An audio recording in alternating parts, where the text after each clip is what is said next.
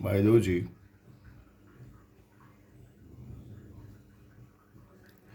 ધોરણ 12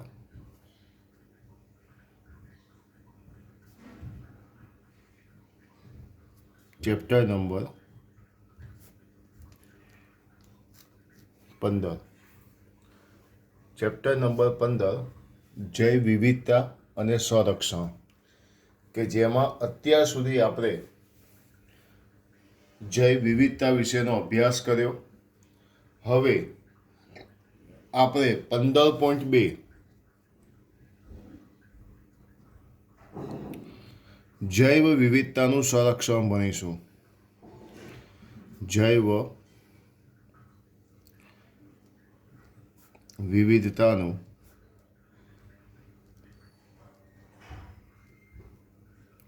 સંરક્ષણ. જૈવ વિવિધતાનું સંરક્ષણ.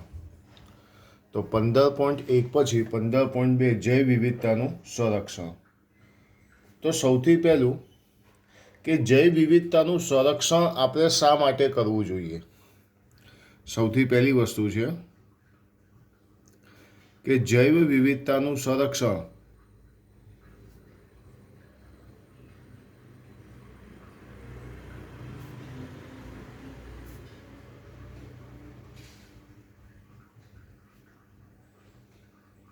જૈવ વિવિધતાનું સંરક્ષણ આપણે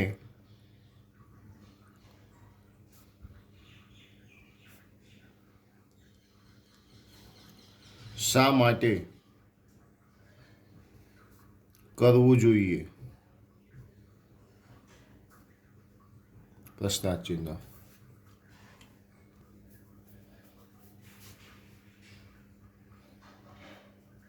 તો સૌથી પહેલાં આપણે જોઈશું કે જૈવ વિવિધતાનું સંરક્ષણ આપણે શા માટે કરવું જોઈએ. તો જૈવ વિવિધતાનું સંરક્ષણ કરવા માટેના વિવિધ કારણો છે. જૈવ વિવિધતાનું સંરક્ષણ કરવા માટેના વિવિધ કારણો છે, પરંતુ તેને મુખ્ય 3 વર્ગોમાં વર્ગીકૃત કરી શકાય છે.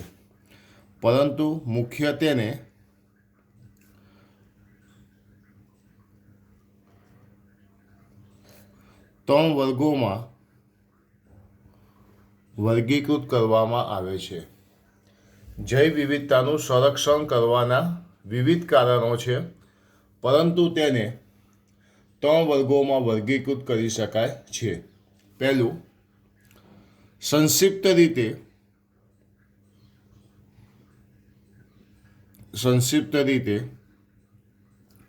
ઉપયોગિતાવાદી.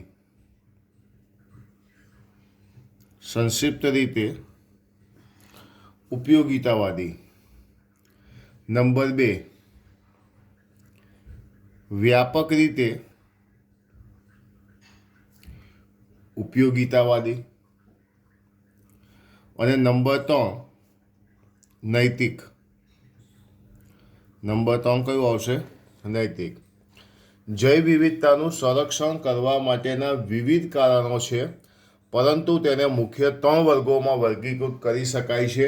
એક, સંક્ષિપ્ત રીતે ઉપયોગિતાવાદી. બીજું, વ્યાપક રીતે ઉપયોગિતાવાદી.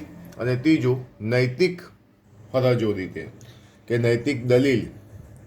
તો એમાં સૌથી પહેલાં જે આપણે જોઈશું સંક્ષિપ્ત રીતે ઉપયોગિતાવાદી.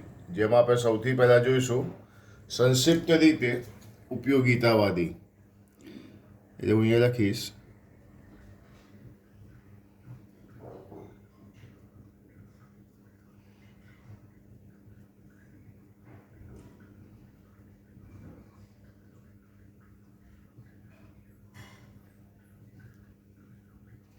સંક્ષિપ્ત રીતે ઉપયોગિતાવાદી.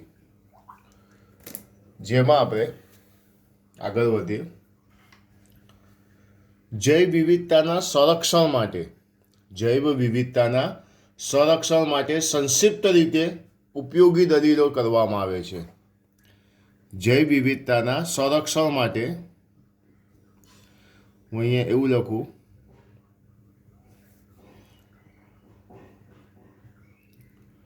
કે જૈવ વિવિધતાના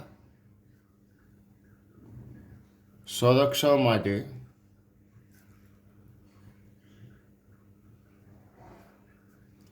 સંક્ષિપ્ત રીતે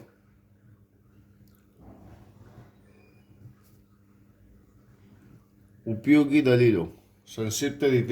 દલીલો સ્પષ્ટ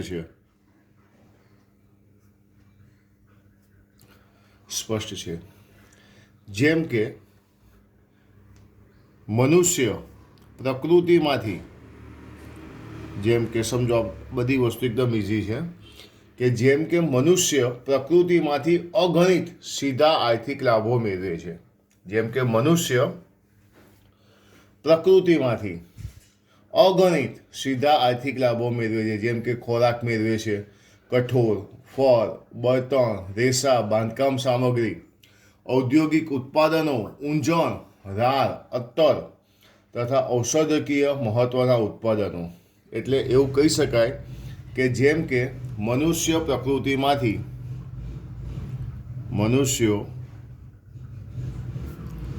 પ્રકૃતિમાંથી અગણિત સીધા આર્થિક લાભો મેળવે છે.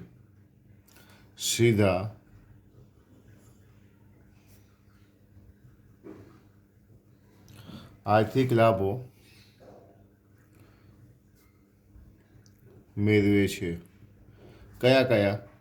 તો બધા યાદ રાખવાના છે. ખોરાક, કઠોળ, બળતણ, રેસા, બાંધકામ સામગ્રી, ઔદ્યોગિક ઉત્પાદનો, ઊંજણ, રંગકો, રાળ, અત્તર વગેરે વગેરે. એના પછી હું કહી શકું વર્તમાન વૈશ્વિક બજારમાં વેચાતી વૈશ્વિક બજારમાં વેચાતી 25% વધારે દવાઓ 25%થી વધારે દવાઓ વનસ્પતિમાંથી મેળવવામાં આવે છે. વર્તમાન વૈશ્વિક બજારમાં વેચાતી વૈશ્વિક બજારમાં વેચાતી 25% કરતાં વધારે દવાઓ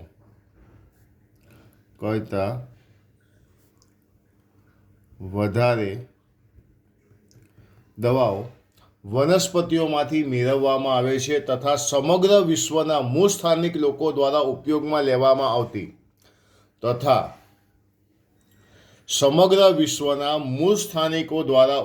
લેવામાં આવતી લગભગ 25,000 જેટલી વનસ્પતિની જાતિઓ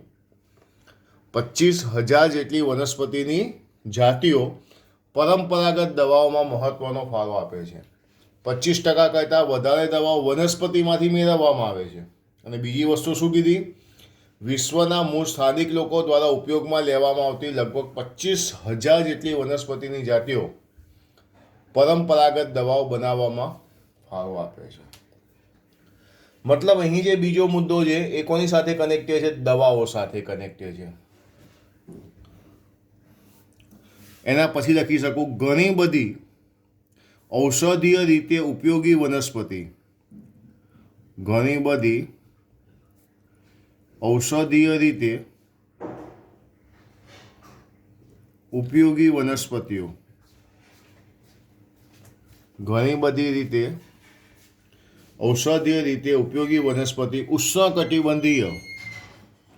ઉષ્ણકટિબંધીય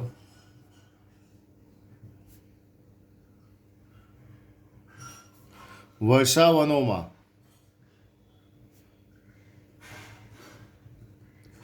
શોધ હજી બાકી છે. ઘણી બધી ઔષધીય રીતે ઉપયોગી વનસ્પતિઓની ઉષ્ણકટિબંધીય વર્ષાવનોમાં શોધ હજી બાકી છે. એ આવશે આપણો મુદ્દો. એના પછીનો મુદ્દો, જો સ્ત્રોતોના વધારા સાથે જૈવ શોધખોળ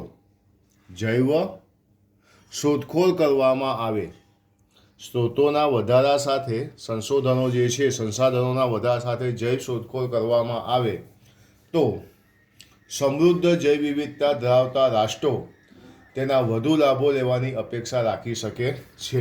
એટલે હું અહીંયા લખી શકું કે જો સ્ત્રોતોના વધારા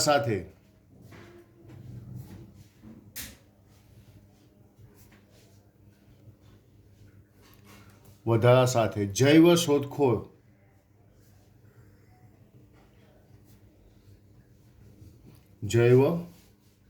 શોધખોળ કરવામાં આવે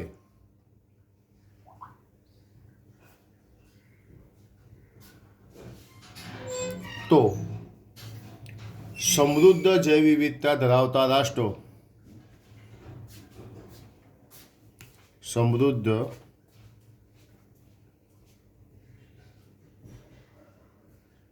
જૈવ વિવિધતા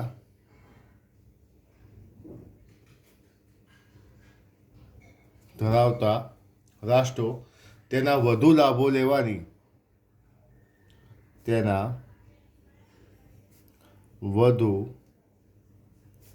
લાભો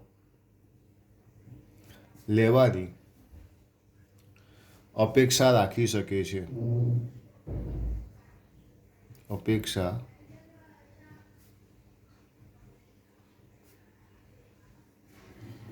તો આ થયું સંક્ષિપ્ત રીતે ઉપયોગિતાવાદી. ફરીથી એકવાર લખવાનું તમારે પીડીએફમાંથી છે એટલે ખાસ ધ્યાન આપજો. જૈવ વિવિધતાના સંરક્ષણ માટે સંક્ષિપ્ત રીતે ઉપયોગી દલીલો સ્પષ્ટ છે. જેમ કે મનુષ્ય પ્રકૃતિમાંથી અગણિત સીધા આર્થિક લાભો મેળવે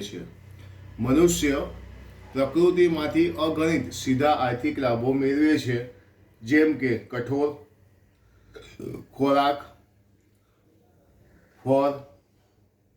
ખોરાકની અંદર આપણે ધાન્ય લખી શકીએ, કઠોળ લખી શકીએ, ફળ લખી શકીએ, બળતણ, રેસા, બાંધકામ સામગ્રી, ઔદ્યોગિક ઉત્પાદનો, ઊંજણ, રંગકો, રાળ, અત્તર અને ઔષધકીય મહત્વના ઉત્પાદનો. ત્યાર પછી આપણે લખ્યું છે વર્તમાન વૈશ્વિક બજારમાં વેચાતી 25% કરતાં વધારે દવાઓ વનસ્પતિમાંથી મેળવવામાં આવે છે. વર્તમાન વૈશ્વિક બજારમાં વેચાતી 25%થી વધારે દવાઓ વનસ્પતિમાંથી મેળવવામાં આવે છે તથા સમગ્ર વિશ્વના મૂળ સ્થાનિક લોકો દ્વારા ઉપયોગમાં લેવામાં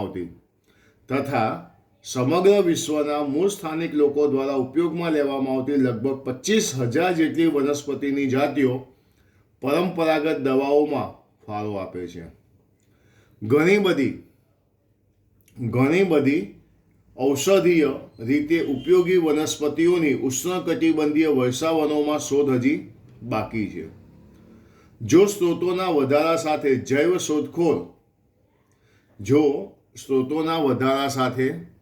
જૈવ શોધખોળ કરવામાં આવે તો સમૃદ્ધ જૈવ વિવિધતા ધરાવતા રાષ્ટ્રો તેના વધુ લાભો લેવાની અપેક્ષા રાખી શકે છે. તો અહીંયા જૈવ વિવિધતાના સંરક્ષણો માટેના જે વિવિધ કારણો હતા તેને 3 વર્ગોમાં વર્ગીકૃત કરેલા. એમાં પહેલું હતું સંક્ષિપ્ત રીતે ઉપયોગિતાવાદી, જે આપણે પૂરું થયું. હવે આપણે જોઈશું વ્યાપક રીતે ઉપયોગિતાવાદી.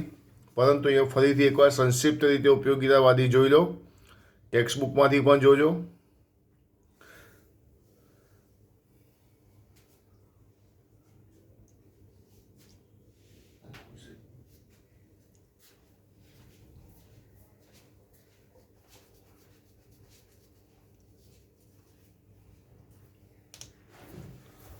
ટેક્સ્ટ બુકમાંથી જોઈ લો બધા એકવાર.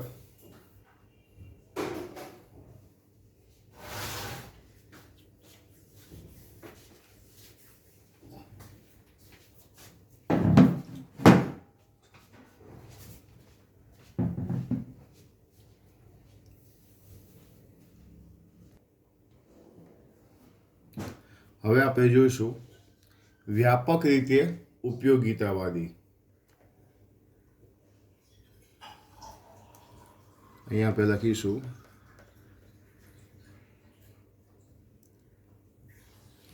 વ્યાપક રીતે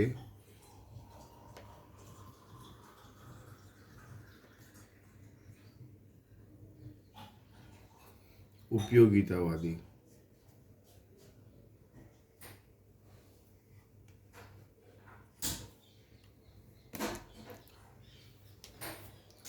પ્રકૃતિ દ્વારા પ્રદાન, અહીંયા એવું લખું છું,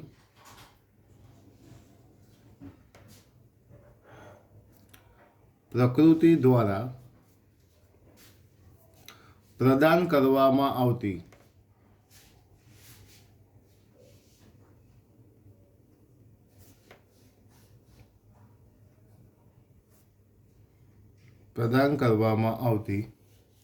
ઘણી નિવસન તંત્રીય સેવાઓમાં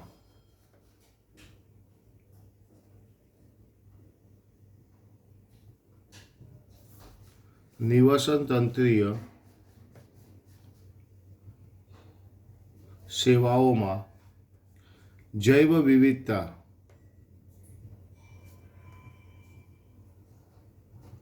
મહત્વનો ભાગ ભજવે છે.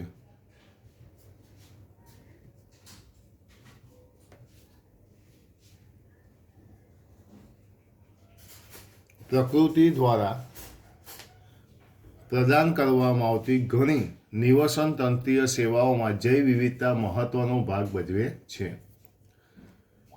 ખૂબ જ ઝડપથી નાશ પામતા કે ઘટતા જતા એમેઝોન જંગલો દ્વારા ખૂબ જ ઝડપથી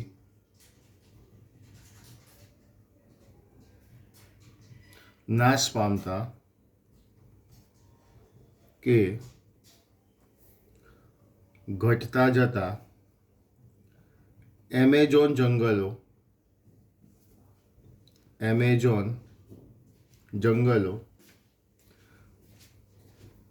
પ્રકાશ સંશ્લેષણ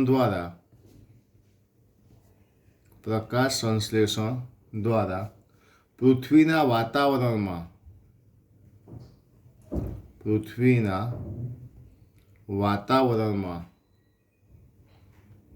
કુલ ઓક્સિજનના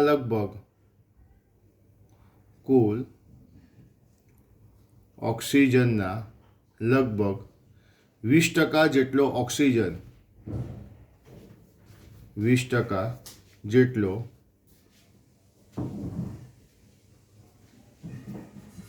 ઓક્સિજન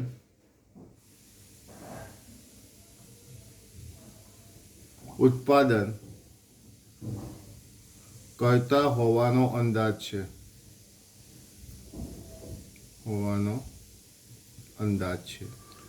ખૂબ જ ઝડપથી નાશ પામતા કે ઘટતા જતા એમેઝોન જંગલો, આ એમેઝોન જંગલો જે આપણે જોયું, જેને પૃથ્વી પરના ફેફસા કહેવામાં આવે છે. પૃથ્વીના વાતાવરણમાં કુલ ઓક્સિજનનો 20% જેટલો ઓક્સિજન તો એ લોકો જ પૂરો પાડે છે. પૃથ્વી ઉપર જે ઓક્સિજન છે એનો 20% ઓક્સિજન તો એમેઝોન જંગલો જ પૂરો પાડે છે. પ્રકૃતિ દ્વારા પ્રદાન કરવામાં આવતી આ સેવાનું આર્થિક મૂલ્ય આંકી શકાય તેવું નથી. હવે વિચાર કરો, આ જે સેવા આપણને આપે છે એનું આર્થિક મૂલ્ય આંકી શકાય તેમ નહોતું. હોસ્પિટલમાં એક ઓક્સિજન સિલિન્ડર પર કેટલો ખર્ચો થાય છે ત્યાંથી મૂલ્યનું અનુમાન કરી શકાય છે. હવે 20% જેટલો શું આપે છે આપણને? ઓક્સિજન આપે છે. 20% જેટલો ઓક્સિજન ઉત્પાદન પૂરું પાડે છે. આ સેવાનું મૂલ્ય આપણે આંકી શકતા નથી. સમજો ખાસ, આ સેવાનું મૂલ્ય આપણે આંકી ન શકીએ. આ સેવાનું મૂલ્ય આપણે આંકી શકતા નથી. તમે વિચાર કરો, હોસ્પિટલમાં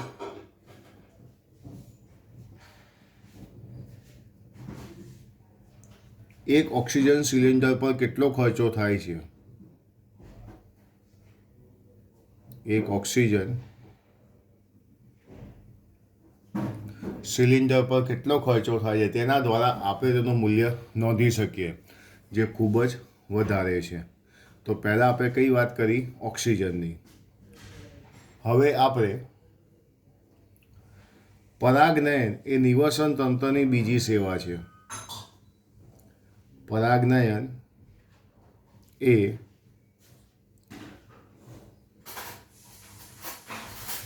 નિવસન તંત્રની બીજી સેવા છે. પરાગનયન. પરાગનયન એટલે શું? તો આપણને ખબર છે પુંકેસરના પરાગાશયમાંથી જે પરાગરજ ઉત્પન્ન થાય એ સ્ત્રી કેસરના પરાગાસન સુધી પહોંચાડવાની ક્રિયા એટલે પરાગનયન. આ પરાગનયન એ નિવસન તંત્રની બીજી સેવા છે. પરાગનયનમાં કોની જરૂર પડે છે? પરાગવાહકોની જરૂર પડે છે. પરાગવાહકોની અંદર જોવા જઈએ તો શું આવશે? મધમાખી, ભમરા, પક્ષીઓ, ચામાચીડિયા,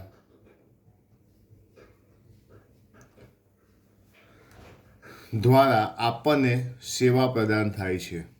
પરાગનયન એ નિવસન તંત્રની બીજી સેવા છે. પરાગવાહકો જેવા કે મધમાખી, ભમરા, પક્ષી, ચામાચીડિયા દ્વારા નિવસન તંત્રો આપણને સેવા પ્રદાન કરે છે. ઝાડા લાકડા પર ચાલવાનો,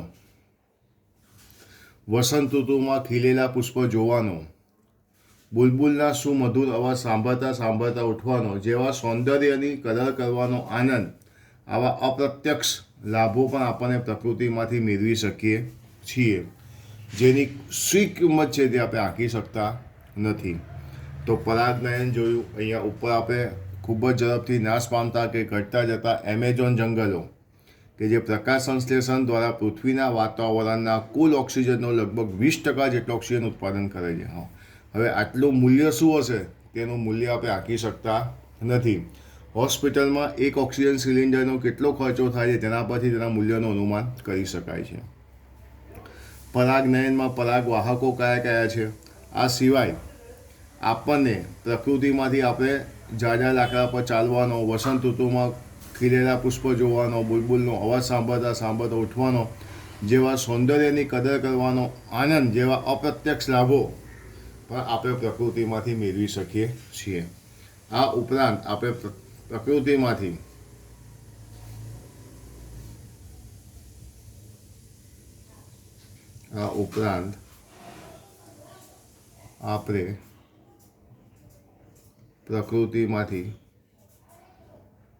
અપ્રત્યક્ષ લાભો પણ મેળવી શકીએ છીએ. અપ્રત્યક્ષ લાભો પણ મેળવી શકીએ છીએ, બરાબર, જેની કિંમત આપણે ક્યારેય આંકી શકતા નથી. તો પહેલાં આપણે જોયું સંક્ષિપ્ત રીતે ઉપયોગિતાવાદી, પછી આપણે જોયું વ્યાપક રીતે ઉપયોગિતાવાદી. તો વ્યાપક રીતે ઉપયોગિતાવાદી છે, એકવાર ફરીથી બધા ટેક્સ્ટબુકમાંથી જોઈ લો. વ્યાપક રીતે ઉપયોગિતાવાદી કે પ્રકૃતિ દ્વારા પ્રદાન કરવામાં આવતી નિવસન તંત્રની સેવાઓ જૈવ વિવિધતામાં મહત્ત્વનો ભાગ ભજવે છે. ખૂબ જ ઝડપથી નાશ પામતા કે ઘટતા જતા એમેઝોન જંગલો પ્રકાશ સંશ્લેષણ દ્વારા પૃથ્વીના વાતાવરણના કુલ ઓક્સિજન લગભગ 20% જેટલો ઓક્સિજન ઉત્પાદન કરતા હોવાનો અંદાજ છે. પ્રકૃતિ દ્વારા પ્રદાન કરવામાં આવતી આ સેવાનું આર્થિક મૂલ્ય આંકી શકાય તેમ નથી. હોસ્પિટલમાં એક ઓક્સિજન સિલિન્ડર પર કેટલો ખર્ચો થાય છે ત્યાંથી તેના મૂલ્યનું અનુમાન કરી શકાય છે. પરાગનયન એ બીજી નિવસન તંત્રની સેવા છે કે જેમાં પરાગવાહકો જેવા કે મધમાખી, ભમરા, પક્ષી, ચામાચીડિયા દ્વારા નિવસન તંત્રો આપણને સેવા પ્રદાન કરે છે. આ ઉપરાંત ઝાડા લાકડા પર ચાલવાનો, વસંત ઋતુમાં ખીલેલા પુષ્પ જોવાનો, બુલબુલના સુમધુર અવાજ સાંભળતા સાંભળતા ઉઠવાનો જેવા સૌંદર્યની કદર કરવાનો આનંદ જેવા અપ્રત્યક્ષ લાભો પણ આપણે પ્રકૃતિમાંથી મેળવી શકીએ છીએ. તેની કોઈ પણ કિંમત આપણે આંકી શકતા નથી.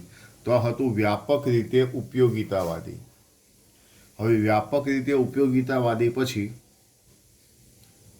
છેલ્લા નંબરનું આવશે નૈતિક દલીલ. શું આવશે? નૈતિક દલીલ. ચલો, બે વસ્તુ પૂરું કર્યું સંક્ષિપ્ત રીતે અને પછી આપણે પૂરું કર્યું વ્યાપક રીતે. હવે આવશે નૈતિક દલીલ.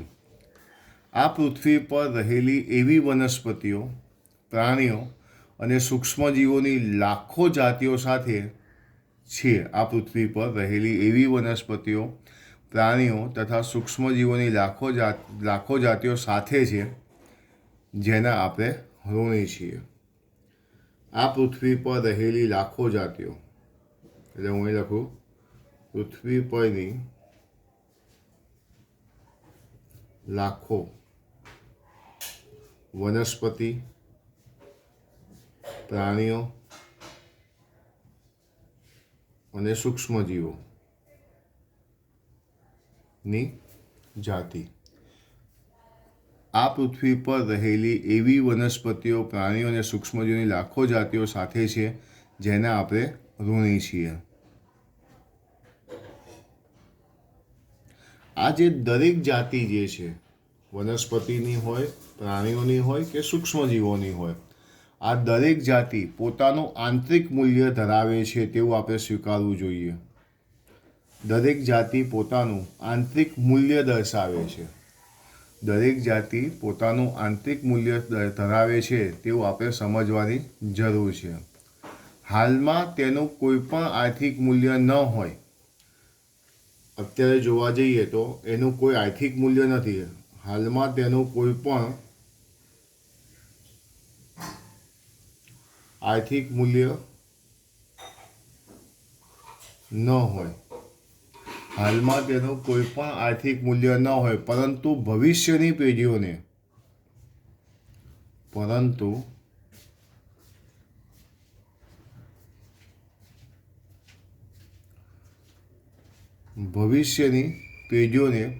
સારી રીતે સુનિશ્ચિત કરવા,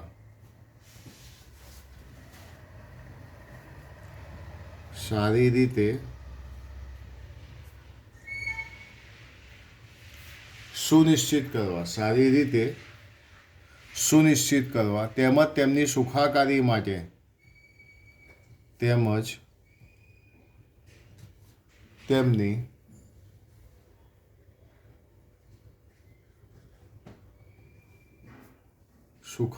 માટે,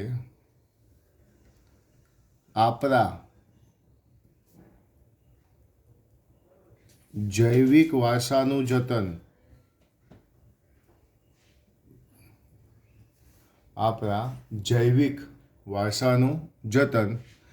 કરવાની આપણી નૈતિક ફરજ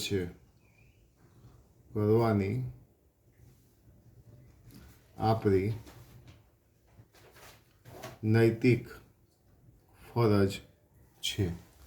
ફરીથી એકવાર, ત્રીજા નંબરનું છે નૈતિક દલીલ.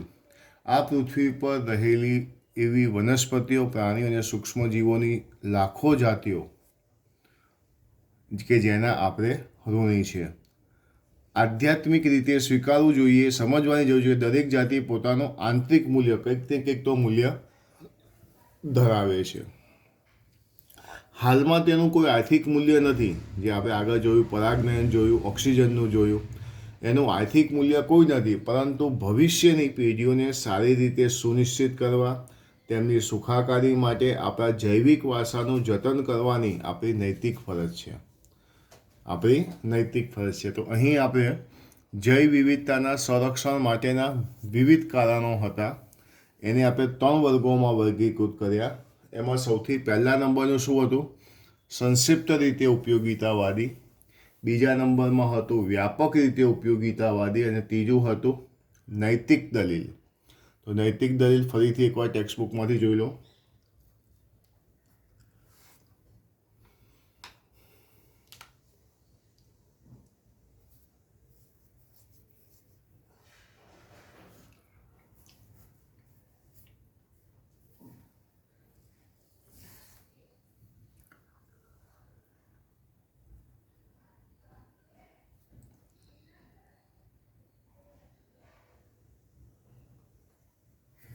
તો આ શું હતું કે જૈવ વિવિધતાનું સંરક્ષણ. એમાં 2-3 મુદ્દા એક યાદ રાખજો કે જૈવ વિવિધતાની જાળવણી એટલે શું? તો કે જૈવ વિવિધતાની જાળવણી એટલે જનીન સંકુલો, જાતિઓ અને નિવસન તંત્રની જાળવણી. ફરીથી એકવાર, જય નીચે એક નોંધ લખજો. આ બધું પતી ગયા પછી તમને જે પીડીએફ આપું છું પીડીએફમાં તમારે લખવાનું છે. અને નીચે એક નોંધ બધાય ચોપડીની અંદર બાજુમાં લખી નાખજો કે જૈવ વિવિધતાની જાળવણી એટલે, લખો ચોપડીમાં લખજો બાજુમાં કે જૈવ વિવિધતાની જાળવણી એટલે જનીન સંકુલો, જાતિઓ, જનીન સંકુલો પછી અલ્પવિરામ જાતિઓ અને નિવસન તંત્રની જાળવણી. ઓકે, તો બધાએ આ ટોપિક 2 થી 3 વાર જોવાનો છે અને તમને જે પીડીએફ આપવામાં આવે છે પીડીએફમાંથી તમારે લખવાનું છે. ઓકે.